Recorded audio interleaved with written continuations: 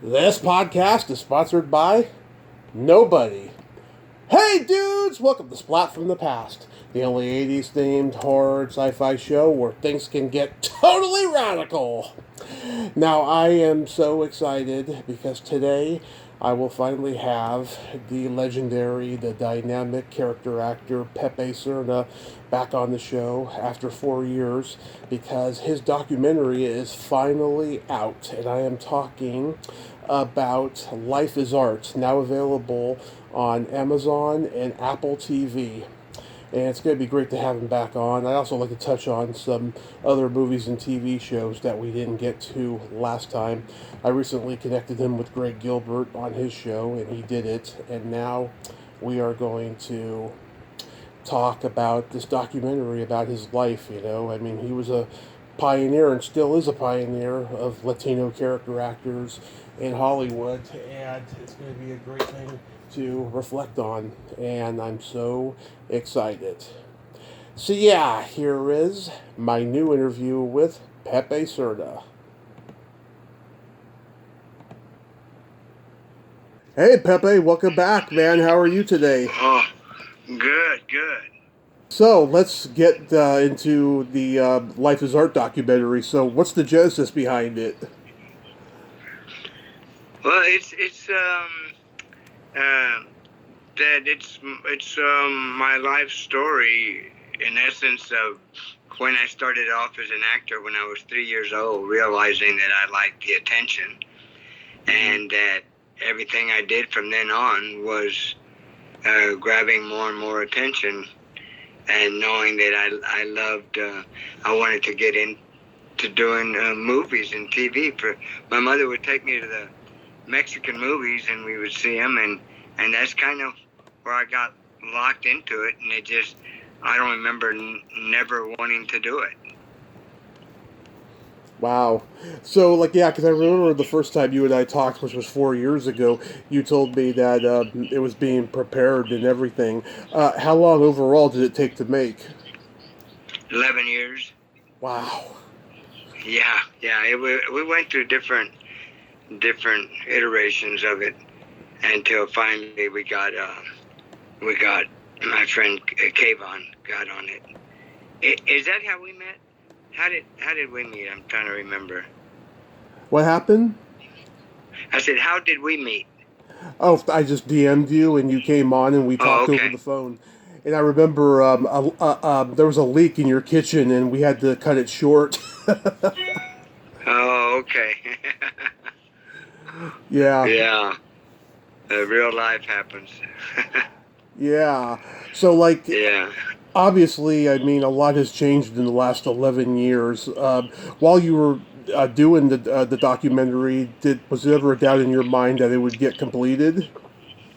No, because it was completed at different times, Mm-hmm. and it was just how we were going to get it out, who was getting it to the best possible condition it could be in. And then we decided to just go ahead and one second. Hold on 1 second. Yeah. I got it, yeah. Okay, yeah, my wife was coming in because it goes to her phone as well. Yeah. Now, where was I? Yeah, so you didn't have any doubts that it wouldn't get finished. Oh, yeah, right. Yeah, it was just how. And then realizing once we had it, my friend that finally, my new producer came along, and I don't know if you ever saw More Than Miyagi, the Pat Morita story. Oh, no, I didn't. I want to see it now. Yeah. Kayvon Derek Shanian, Kevin Derek made it, and he was a martial arts guy, and it was the Pat Morita story. Did you know Pat Morita? No, but I knew his last wife. Oh. And so she told me, she saw that I was doing the documentary. She says, well, reach out to my friend who's done it. So he was busy at the time promoting More Than Miyagi, So then we kept going, and then finally he was available, and then he put the last finishing touches on it, and then he'd done, I don't know, 7, 8 different documentaries, and with More Than Miyagi, it was he produced it himself, and so he kind of showed me how to do that myself.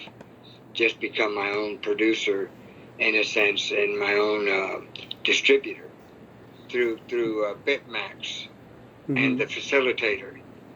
But I've had a little problem because it was supposed to be out on Amazon on the 21st, and we can't figure out what's going on.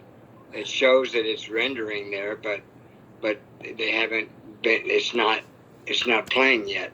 And on Apple TV, they were selling it but not renting it. But it's on. The one thing that I do know, it's on YouTube, and probably maybe Google Play or something. But it's supposed to be on different platforms. But I'm not the excitable type, you know. I mean, if you know, there's a reason for it, you know, not being up, and it's there's nothing that anybody can do about it at this point, other than somebody at Amazon, and there must be something wrong there, you know, that because they know about it, so I'm sure they're working on it, and it'll get done. But it is on YouTube, and it's and the fact that I've got my book too, which is on my website, and it's the same title, Pepe Serna, Life is Art. Yeah, I'll ask you about that in a moment. But I looked for it on Amazon, and I couldn't find it. I was mind-boggled by that. Yeah, so have a lot of people, because it's the first time that I've really, in all my career, reached out to a press agent, and we did a lot of stuff, mostly a lot of it in Spanish, but we reached a lot of. I did a lot of interviews in the last month, just a ton of them. There must be 80 different programs out there that are, you know, that are running the story, right? And because there's never been I don't think there's ever been an actor that had a book and a documentary at the same time. And I just came back from Chicago doing my one-man show, showing the documentary, doing the keynote speech, and running some workshop. So it was pretty cool. It was really fun to see. There was 2,600 students, high school students, that were there. And so promoting, you know, mentoring them and getting them excited about their life and what careers to follow and stuff like that. Yeah. Well, were there any friends of yours that you wanted to be interviewed for the documentary, but for whatever reason they couldn't find time to do it? Well, yeah, they reached out. I hadn't really reached out to that many. Edward James Olmos is my best friend and writer. You know, he was there. Yeah. And Dave Boyle. Did you ever see Man from Reno? Gran Torino? Man from Reno. It's a movie that I starred in with Steven Seagal's Japanese daughter, Ayako Fujitani. Oh, okay. But it's on Netflix. I'll check it out. And Dave Boyle is a Mormon he did his missionary work in Australia in a Japanese community, so he learned Japanese. So all his movies were Japanese themed, and now he just came out with House of Ninja, that's on Netflix, and it is really good, really amazing. He wrote it and directed it. He's fluent in Japanese, obviously. Nice. But he's in the documentary. Cheech Marin, Yep. Eddie, Eva Longoria, and Gloria Calderon Kellett, who's the showrunner on the series that I've been on Amazon called With Love. Wow. So how long did it take to write the book? You know, the book Mm-hmm. I actually wrote in 45 days Wow. through a friend of mine, a guy that I was in the Marines with.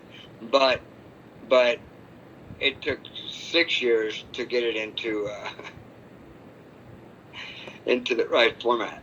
You know, it's been the whole process has been very expensive. And reaching out to different agents and publishers and stuff, it was going to take too long as far as I was concerned. It ended up taking a lot longer, but I'm glad that I went the way I did, because it's really turned out good, even as expensive as it was to make.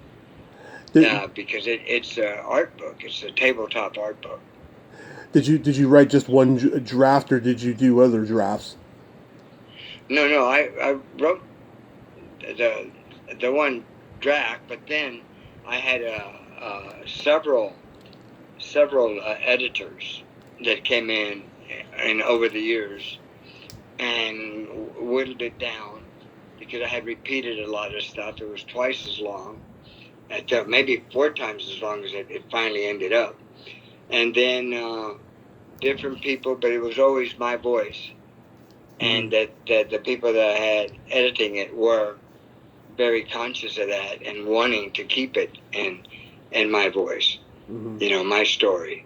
And that was pretty much with Luis Reyes, the director, who I've known for over 40 years. He was my publicist at different points, and he's written 5 books himself. And on the movie shot in San Francisco, Hawaii, and Mexico, and just westerns. He's very knowledgeable about everything. So he kept it going and kept me, you know, motivated.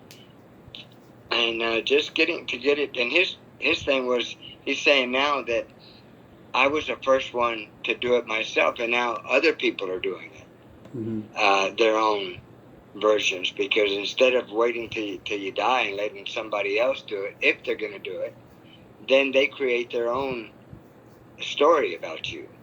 And this way, I've got my documentary and my book is my from the horse's mouth, so to speak. Wow. So it's the 40th anniversary of the Adventures of Buckaroo Banzai. Can you believe it? Yeah, man, it's amazing. It's amazing. And at one point, there was these pool guys, young pool guys in Beverly Hills, and they met a guy with money, and they wanted to do, you know, Buckaroo Banzai 2. Oh yeah. But the producer from the studio wouldn't let it go, so it never happened. But it's amazing. And then Kevin Smith was trying to do a series at one point, and that didn't happen. Yeah. But now with this, my real passion, I do a lot of workshops, improvisational workshops, and this is going to get me into a lot more schools. The fact that I have a documentary and a book now, trying to get them into the school systems, because they have no Chicano icons. Yeah.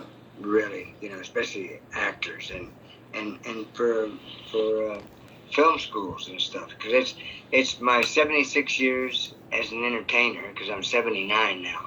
Yeah. At 76, I'll be 80 this year, and 55 years next month in Hollywood, and 76 years as an entertainer, knowing what I wanted to do since I was 3. Right. That it's a win-win for anybody who reads it and will be encouraged to do whatever it is, whatever their passion happens to be. this is would just show them that you just stay after your dream and be kind to other people and work with other people and be a team player. And that's what improv was all about, the yes and adjustment, as opposed to the yes but. Are you familiar with that? No. Yeah, yes but is positive. If you say, hey, what about if we talk about, Brian De Palma? I said, yeah, I've talked about him enough. Let's talk about William Friedkin. That kind of cuts you off where you were going. Yeah. But if I say, yeah, that's great, and wait till I tell you what happened when I was getting my arm sawed off. So then, when you add to the story, you're being positive, and it works much better. But when you negate, when you're positive, and then the second thing you do is negate, it in life it's the same thing. It just doesn't come out as good as if you just want to go along and everybody, play along with the game. And that's what's needed right now is that kindness and working together and making things work, Yeah. So how was working with William Friedkin on Deal of the Century? That was interesting because that was at the same time that I was doing Scarface. And something happened that they weren't going to need me till the end of the movie. So I got permission to do William Friedkin's movie. But then there was a conflict of days finally, and I had already shot something, but somebody got replaced. I want to say on Friedkin's movie. That then they were looking for somebody else to come in because it was going to conflict with mine. But I had friends that were going up for my part, and they said they were there all day, and Friedkin would just walk by and kind of glance at them. And at the end of the day, he said, I told you guys, I'm not doing this without Pepe, so I'm waiting for him. And my part wasn't that big in Deal of the Century, but he wanted me, and that's all there was to it. And when you're William Friedkin, you could do that, But I know then one of the producers tried to get him to be on my documentary, but unfortunately he was busy and said, that unless I had a guaranteed showing of it, he couldn't take the time, and I totally understand because everybody's got a dream, and he was a busy guy, Yeah. But yeah, I mean, my mom took my brother to see the movie in the theater when he was 9, and I was only like 5 months old at the time.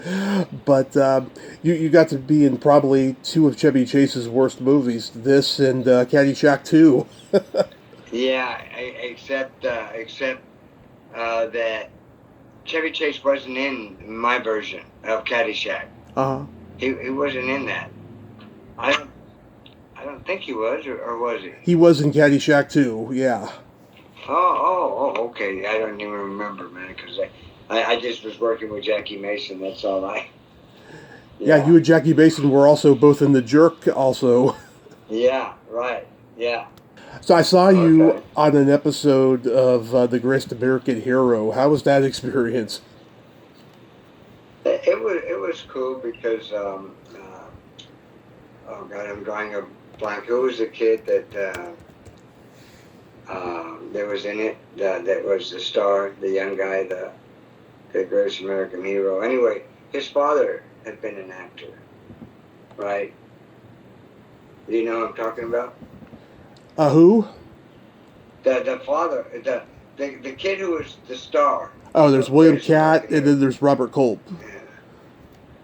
I thought that William Catt's father had been a Western cowboy TV star or something. I think so, because his mother was Barbara Hale.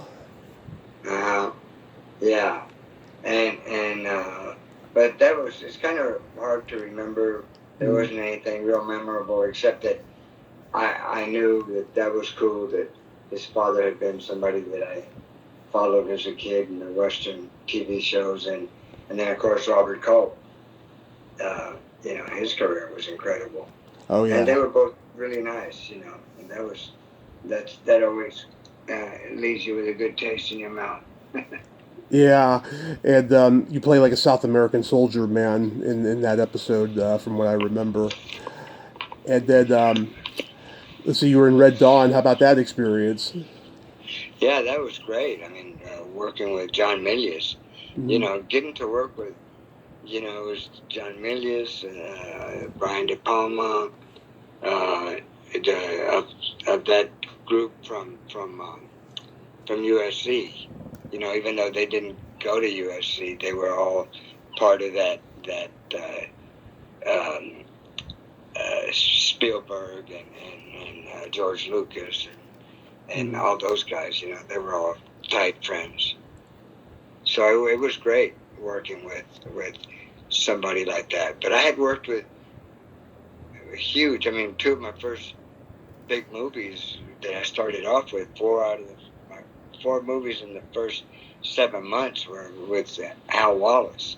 Yeah. And the other one, and then also got to work at the same time. One of them was with Gregory Peck, 8 years after he had won the Academy Award for To Kill a Mockingbird, and then Dalton Trumbo, who had been blacklisted. And then later in 74 with Waldo Salt in Day of the Locust. So I got to work with some real memorable stars. So I was never in awe of them because they were just such regular, good people. Yeah. That you just, you were comfortable just being there. And being that I had been doing it my whole life, I thought I was the most trained actor ever because I was doing it. But then as the older I got, the more work I did, the more I realized that, there was more training, that needed to be done. More acting classes, and the more you do, the more fun it is. I did 7 years of improv with starting off with Dale Close, who was a guru from Second City. Right. And he was amazing. But that was probably my best training because we were totally improvised every single time. And we had a rotating directorship where everybody got to direct for a month.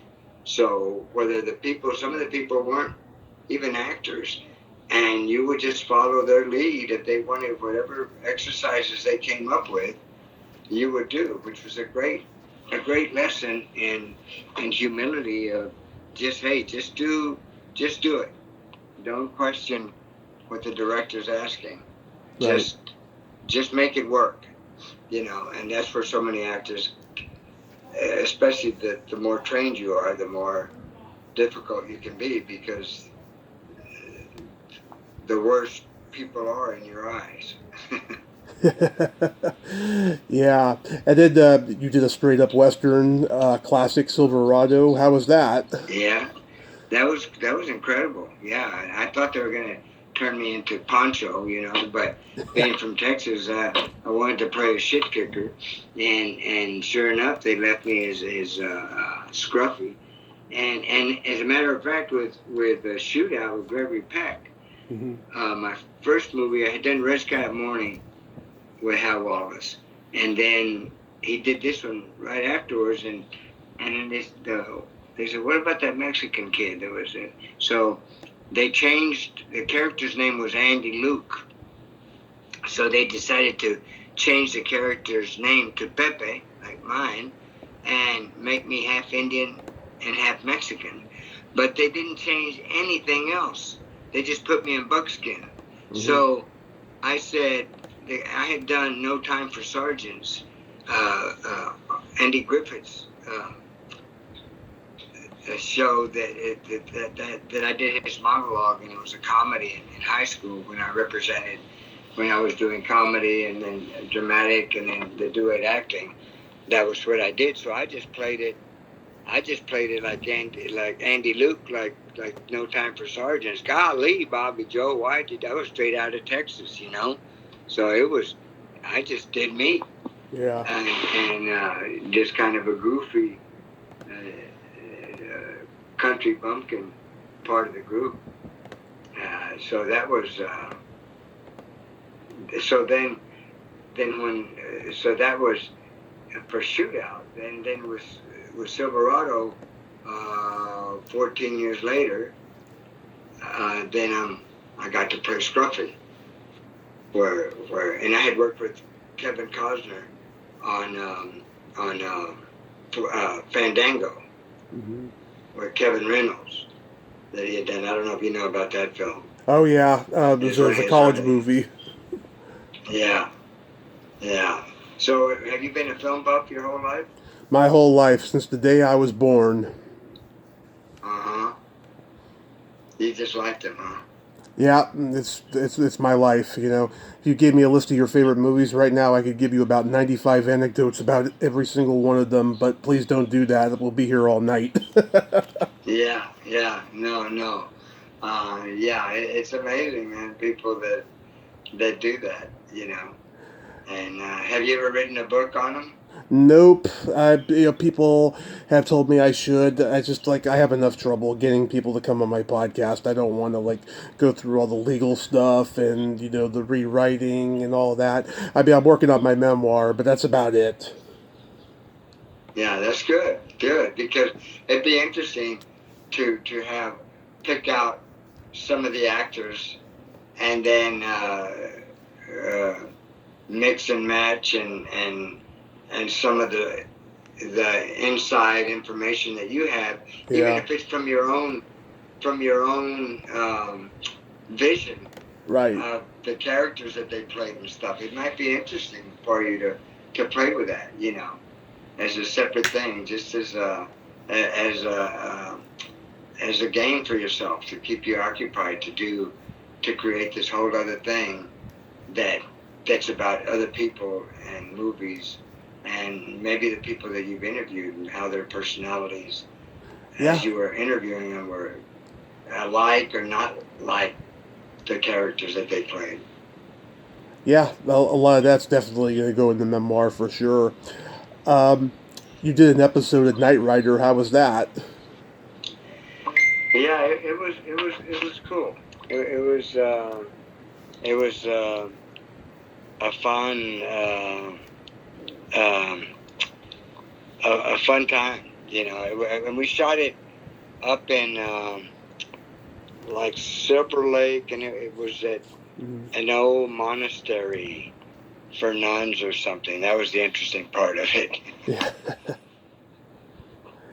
Yeah. I love A Million to One. I think it's one of the most underrated human comedies ever made. And Paul Rodriguez, he's another genius. Did you like working with him? Yeah, it was fun. Yeah, we had a lot of, Rico Suave was in that. Gerardo? Yeah, and I forgot about him. And just all the people that were in, Ruben Blades.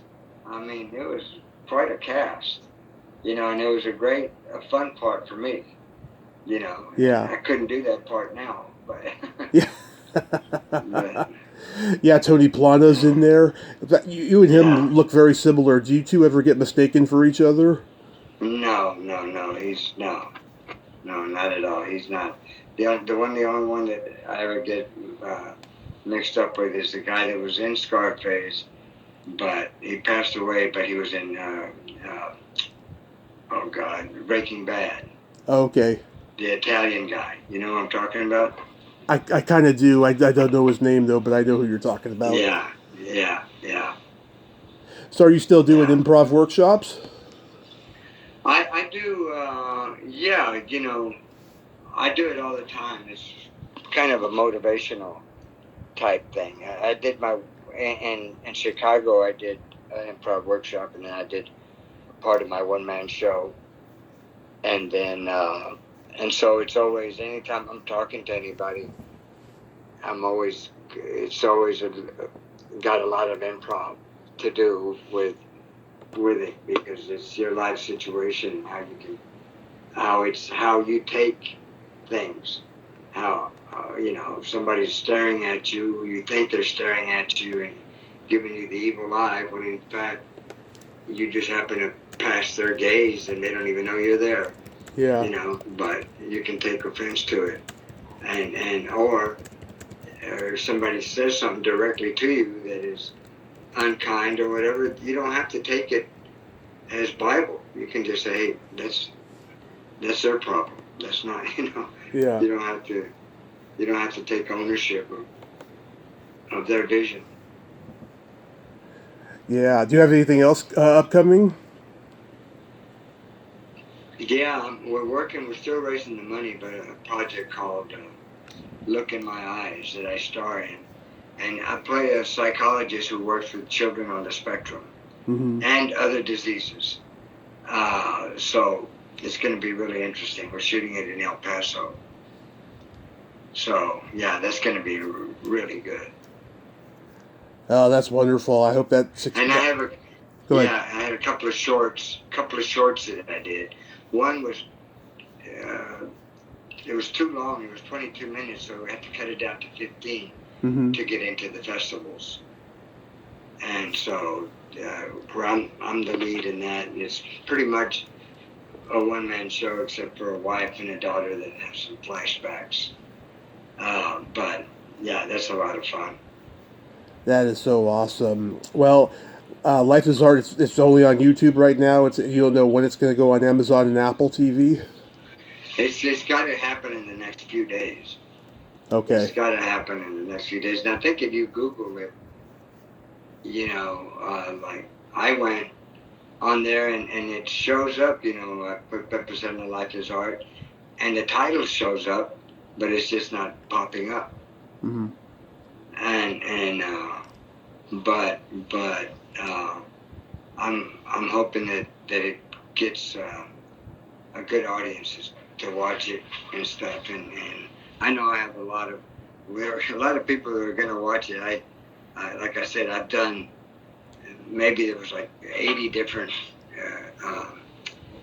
publications that were talking about the documentary, and I'm hoping that it'll catch wind and start, because it's a good story.